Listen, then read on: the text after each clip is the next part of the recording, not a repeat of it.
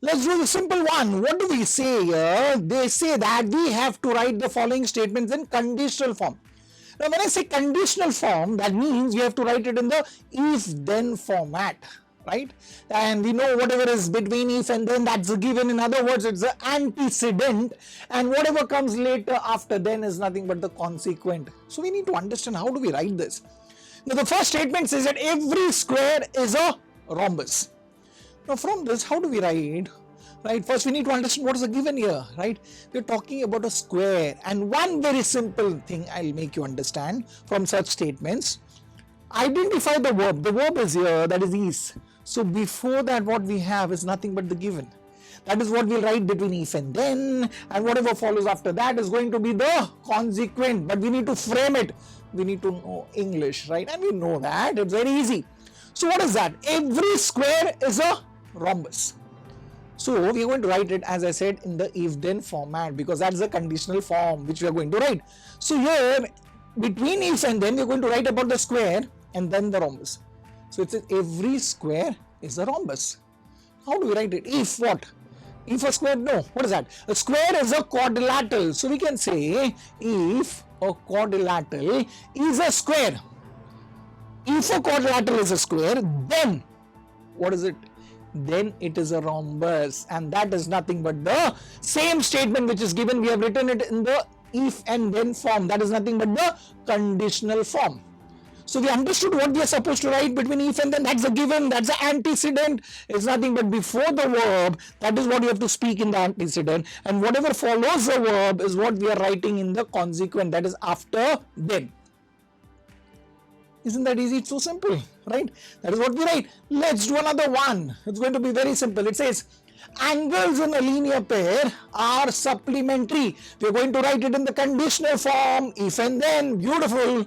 What are we going to write in between if and then? Is nothing but before the verb. Here the verb is are. So before that, we are talking about angles in linear pair. What does it say? If angles are forming linear pair, then they are supplementary. It's so simple. So we write that if angles form a linear pair, right? If angles are forming a linear pair, then what happens? Then they are supplementary. That is what we have. So we have written that in the if and then format. That means it is the conditional form which we have written. Wasn't that easy? Beautiful, right? Very simple. Let's write the next statement now. A triangle is a figure formed by three segments, right? So what are we talking about? We're talking about a triangle, right? And formed by what? Three segments, which will come in the after then. And here we are talking about the triangle, which is a figure. So what do we write? If what? What is the figure? The figure is a triangle. So we write if a figure is a triangle. If the figure is a triangle, if the given figure is a triangle, then what happens? Then they are formed by three segments. Then it is formed by three segments. That is what we have. Wasn't that easy? It's so simple. Very easy to write it in the if and then format. Only thing is we need to know English. There's nothing about geometry there, right? Very simple. It says very simple now. Again in the conditional form, if and then form. It says a number having two divisors is called a prime number. So before the verb, what we have here, a number having only two divisors. So that is what we write there. If a number has only two divisors, that is between if and then, what follows after the verb is going to be the consequent. Then that number is a prime number. That is what we write. That is, then it is a prime number. It is so very simple, right? So it's very simple. It's all about English. We know that we have a statement. We just wrote it in the if and then format. Was that easy? Very easy, right? Let's do this very simple one. It's very easy. We are supposed to write this statement in the if then form. That means in the conditional form. How are we going to write it? It's so very easy. It says that the statement says if opposite angles of a parallelogram are congruent. So we have been given opposite angles of a parallelogram are congruent. What are we talking about? We are talking about a parallelogram. So that's the given information which comes between if and then. What is that? It's a quadrilateral. So we say that if the quadrilateral is a parallelogram, then what happens? then we know that the statement says opposite angles are congruent. So we have the statement, then its opposite angles are congruent. That's it. So if a quadrilateral is a parallelogram, then its opposite angles are congruent. So if we were talking about a parallelogram, we wrote that in the given, and then what follows is nothing but the consequent. It was so simple, very easy, right? Let's see another one. It's again very easy.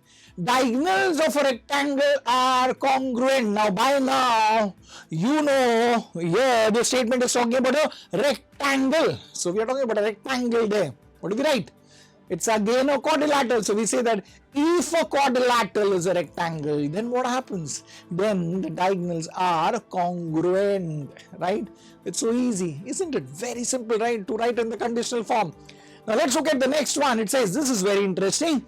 In an isosceles triangle, the segment joining the vertex and the midpoint of the base is perpendicular to the base. That's easy. Here in the statement, what are we talking about? We are talking about an isosceles triangle. So what do we write? If the triangle is isosceles, then what happens?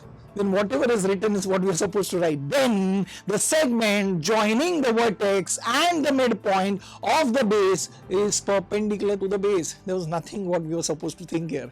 It was just framing that in the if-then format, and that is what we have, the conditional form. Was that easy? Very, very, very easy, right? And yes, please do not forget to like, share, subscribe, and press the bell icon.